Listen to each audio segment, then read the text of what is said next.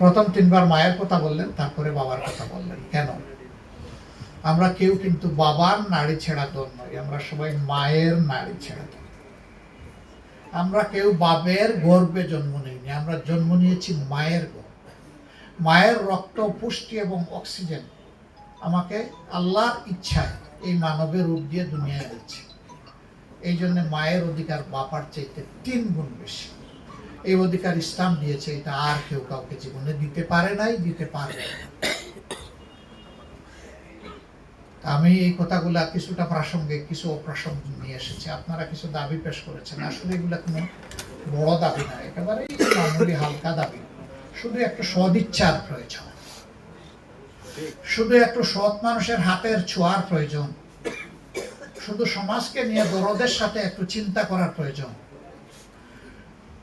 আল্লাহ তাআলার কাছে এই তৌফিকটাই চাই, আল্লাহ যেন সদিচ্ছা, সৎ মানসিকতা এবং একটা ভালো পরিচ্ছন্ন হাত আমাদেরকে দান করে।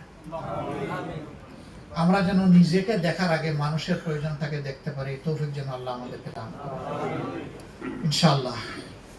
আমি কথা দিচ্ছি, শুধু আপনারা না, সমাজের বিভিন্ন শ্রেণী এবং পেশার যারা আছেন, আল্লাহ পাকের ইচ্ছায় এবং আপনাদের ভালোবাসায়, এদেশের জনগণের ভালোবাসায় এ দায়িত্ব যদি আমাদের উপরে আসে রাষ্ট্র পরিচালনা, আমরা গুরুত্বপূর্ণ কাজগুলোতে হাত দেওয়ার আগে অবশ্যই সংশ্লিষ্ট অংশীজনদের সাথে আগে বসবো, তাদের মুখ থেকে বাস্তবধর্মী কথাগুলো শুনবো, সেগুলাকে আমলে নিব, তারপরে অগ্রাধিকার ভিত্তিতে ইনশাআল্লাহ কোনটার পর কোনটা হবে সেটা আপনাদেরকে জানিয়েই করা হবে ইনশাআল্লাহ। জনগণকে অন্ধকারে রেখে আমরা কিছুই করব না।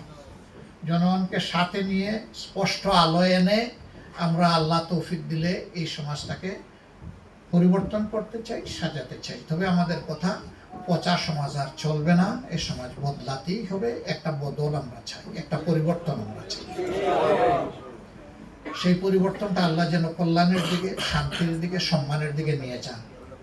বাংলাদেশ যেন মাথা উঁচু করে দাঁড়াতে পারে।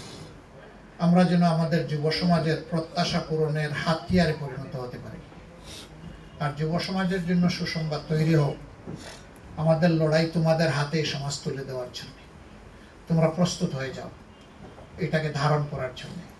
আমরা সেদিন তোমাদের জন্য দোয়া করব, খুশি হয়ে আল্লাহর দরবারে তোমাদের জন্য বরকতের দোয়া করব, এবং আমাদের যতটুকু সাধ্য থাকে সবটুকু দিয়ে তোমাদের হাতকে আমরা মজবুত করবো ইনশাআল্লাহ।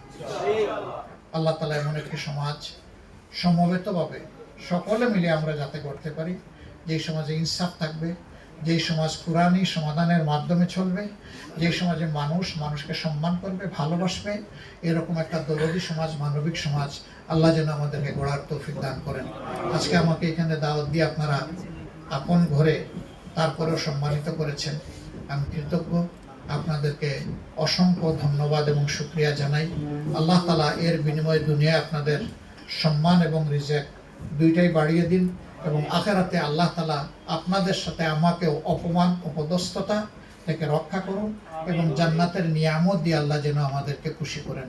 সুবহানাকাল্লাহুম্মা ওয়া বিহামদিকা আশহাদু আল্লা ইলাহা ইল্লা আনতা আস্তাগফিরুকা ওয়া আতুবু ইলাইক। আসসালামু আলাইকুম ওয়া রাহমাতুল্লাহি ওয়া বারাকাতুহু।